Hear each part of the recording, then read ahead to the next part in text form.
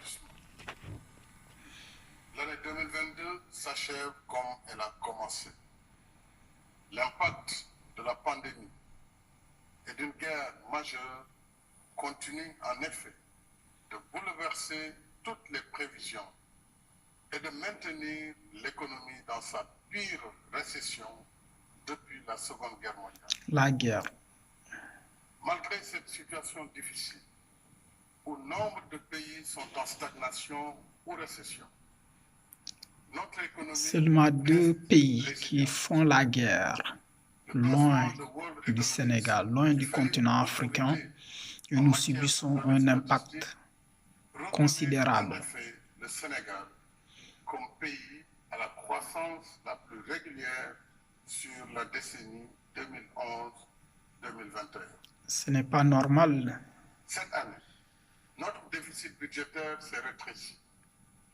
Notre taux de croissance établi à 4,8% devrait atteindre un niveau sans précédent Discours de du 10% président en 2023 de Macky. avec le début d'exploitation de nos ressources pétrolières et gazières. Nos recettes intérieures ont augmenté de 23% au cours de l'année 2022. Grâce à la bonne performance de nos régies financières qui ont réussi un taux de recouvrement plus que satisfaisant de 90% par rapport à l'objectif fixé. En tout cas, merci. D'autonomie budgétaire en permettant de couvrir 85% des dépenses publiques internes de l'État. Dans le même esprit, Ça, de ce bonne sont vos gouvernance chiffres. des affaires publiques. L'exploitation du rapport de la Cour des comptes sur la gestion financière de la pandémie COVID-19 suivra son cours conformément aux dispositions légales et réglementaires en la matière. Mais ce que la Cour des comptes a dit Mes chers compatriotes, est incohérent dans un contexte par rapport à la bonne gestion. S'il y avait une bonne gestion, cela ne devait pas y avoir. des prix, j'ai souhaité faire de l'année 2022 une année sociale dédiée à la protection du pouvoir d'achat des ménages. C'est le sens des mesures portant sur l'augmentation substantielle des salaires pour un montant cumulé de 236 milliards de francs. 236 milliards, La augmentation de subvention salaire. des prix du carburant, du gaz Mais ça et se des voit. denrées de première nécessité pour plus de 750 milliards. 750 La milliards. renonciation par l'État de 157 milliards de recettes fiscales L'État a sur des produits renoncé. importés comme le riz, le blé, le maïs, le sucre et l'huile. Tous ces produits importés pouvaient être fabriqués au Sénégal, cultivés, fabriqués, du riz, mil, maïs, du sucre. 543 000 familles vulnérables. Il faut que nous assurons notre autosuffisance alimentaire. À cela s'ajoutent les décisions issues des concertations nationales sur Le la riz lutte que nous contre achetons la à vie chère, l'étranger, visant nous ne savons même pas dans quelles conditions ces aliments, riz, blé, sont cultivés, dans quelles terres, si ces terres sont polluées ou pas, s'ils utilisent de l'engrais qui n'est plus autorisé ou pas, alors que nous avons des hectares de terre en Casamance et dans le pays qui sont cultivables et l'eau ne nous manque pas. Il suffit juste de faire de bons investissements. 450 milliards au titre des produits alimentaires et énergétiques. C'est triste. Concernant le carburant et l'électricité seront cependant Et ce n'est pas que au Sénégal. et mieux ciblés en faveur des couches sociales les plus nécessiteuses. Depuis plus de 60 ans d'indépendance, nous sommes incapables de développer nos pays. Regardez le Qatar. À 35 000 francs CFA Qatar est indépendant, a pris son indépendance en 1971. sur la base de critères de vulnérabilité. C'est dire, mes chers compatriotes, donc il faut aussi le mise au point populaire. À chaque fois li muy def dafa yomb te ñoom ñëpp seen communication loolu la mooy lan jël ay éléments de langage ci secteur bu nekk indi ay chiffres teg man j'aime beaucoup les chiffres te dinaa si ñëw mais li ma bëgg mooy bu ñu leen di évaluer li ñuy wax la gestion axée sur des résultats muy gaar ñu natt leen par rapport ak lan mooy seen vision su boobaa wax nga ci pêche wax nga ci agriculture wax nga ci transport wax nga ci mobilité urbaine wax nga ci énergie wax nga ci hydraulique dañ koy natt par rapport ak Ngagne Demba Tour dëgg bal bi ci suuf waxtaan nank yéen da ngeen waxoon si seen premier axe da ngeen transformer structurellement l'économie sénégalaise. xam-xam du pexe. xam nga lan mooy transformation structurelle de l'économie mooy ñetti secteurs yi nga xam ne moo seq économie bi muy primaire secondaire tertiaire naka la ñuy fexee ba sénégalais yi nga xam ne sànq yaa ko wax plus de 60% si ñoom ñu ngi yëngatu ci secteur primaire bi pourtant secteur primaire li muy doon contribuer ci croissance bi jamono jooju dépassé wu doon 19%. naka ngay fexe ba transformer structure pour secteur primaire bi ak secteur secondaire bi nga xam ne mooy industrie moo mën a créer emploi moo mën tax dëkk bi moom boppam stratégie bi nga xam ne moo yàgg nekk suñu stratégie mooy exporter ay matières premières importer ay produits finis mu dëñ loolu moo nekkoon transformation structurelle de l'économie mais selon les statistiques du gouvernement en 2020 secteur primaire li muy contribuer ci économie sénégalaise 23,8% la évolué wul daanaka secteur secondaire bi industrie nga xam ne moo gën a névralgique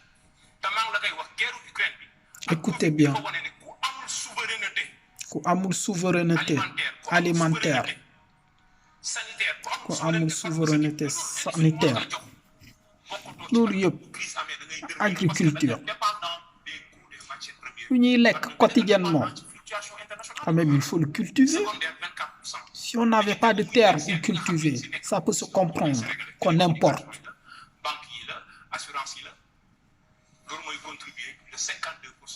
Et nous mangeons presque tous les jours. Beaucoup de Sénégalais mangent tous les jours du riz.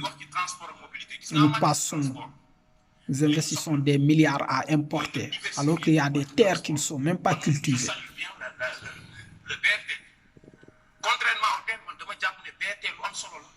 la ndax ki dëkk Cambérène wala ki dëkk Guédiawaye su fekkee bu xëyee mën na jël bus jël ligne 38 pour ñëw Dakar mu am beneen offre boo xam ne dafa diversifié muy un bus rapide transit am yoonu boppam loolu mooy diversification des moyens de transport mais dafa tardé da ngeen ci yéex li ñu bëgg mooy sénégalais bi mën a xëyee Dakar di dem liggéeyi Saint-Louis li ñu bëgg mooy sénégalais bi mën a xëyee Dakar di mën a liggéeyi Kaolack am ay offre de transport diversifié loolu mooy tax désengorgement am bu mobilité amee économie bi dafay soufflé wu wax na sànq ba wax ci wàllum pêche gis nga natt li ci gën a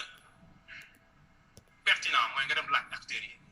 aujourd'hui immigration clandestine ñu ëpp ñu koy def c'est des pêcheurs bu fekkoon ne politique yi ngeen def ci pêche baax na kon ñoom ñooy jël gaal yi jëm extérieur sànq def nga benn confusion du sax confusion ñàkk a xam la entre accord de pêche ak licence de pêche c'est différent accord de pêche dañu koy signé ak ay état wala ay groupement d'état c'est des organisations intergouvernementales bokk ak licence yi nga xam ne dañ koy jox à des privés mais problématique bi du licence de pêche yi kese mooy accord de pêche yi lan mooy contenu accord yi te loolu moo nekk à l'échelle institutionnelle bu fekkoon ne li ngay wax dëgg la ressources yi mën na disponible lan moo tax suñuy nappkat bi dem toujours Mauritanie te ñun ak Mauritanie presque ñoo tolloo côte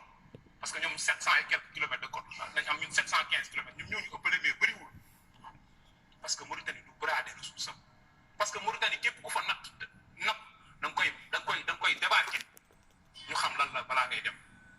parce que lan amuñu une industrie boo xamante ne c'est tiré à partir de la pêche qui contribue dans le PIB à hauteur de 600 milliards. mais maître gouvernement bi dafa naan souvent jën yi étranger di napp Sénégal fii du jën yoo xam ne dañ koy consommer généralement. non la preuve au Sénégal ak lu valable boo jëlee CEDEAO ci stratégie yi ñu amoon parce que c'est une communauté avant tout économique dañu lay wax ne la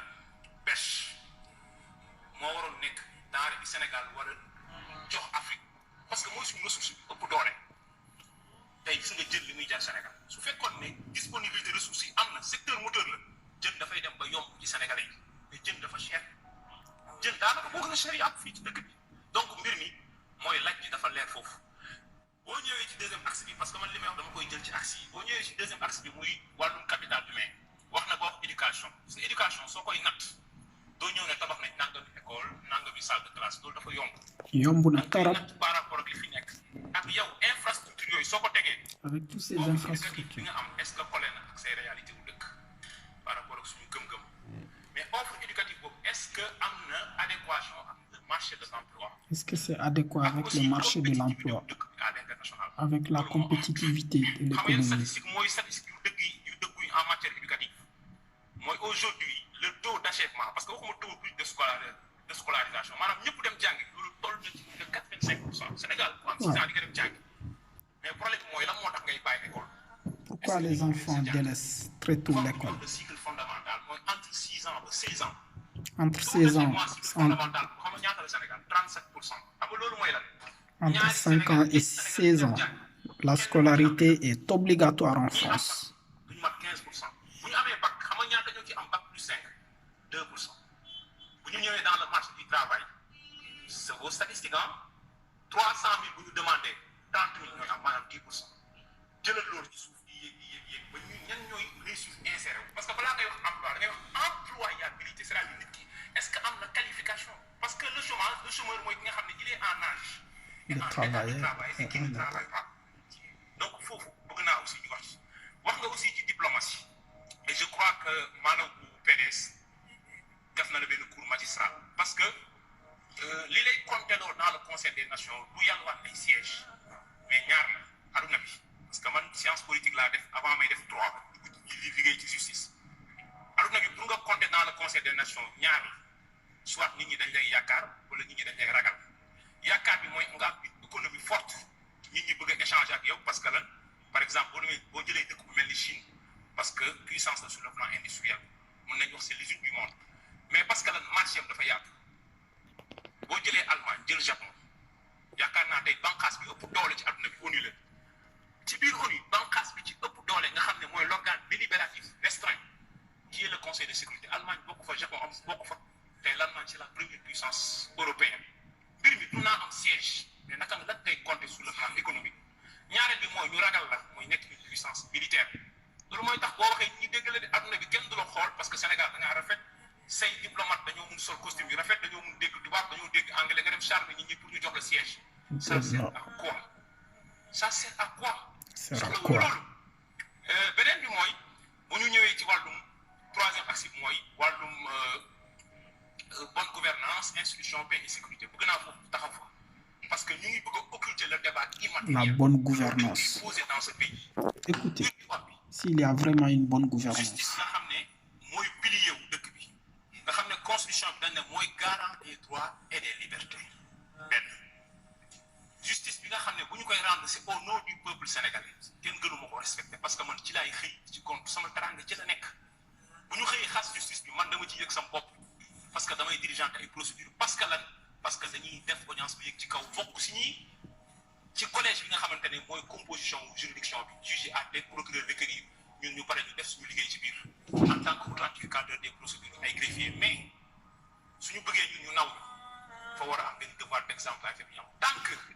maa ngi wax sànq nga ne justice ñi siy wax ça bloque pas au niveau du ministre mais au niveau du parquet ma xamal la ne ñu ngi ci tutelle ministre de la justice les magistrats du parquet sont des magistrats d'abord qui ne jugent pas de l'inamovibilité c'est-à-dire mën nañ leen changer heure bu la neexee day nekkal procureur au Dakar nga xëy procureur ministre de la jaaral ci nga jaar feneen le lendemain su leen neexee ñu changer leen parce qu'ils sont pas inamovibles parce que ñoom ministre de la justice mën na leen jox ordre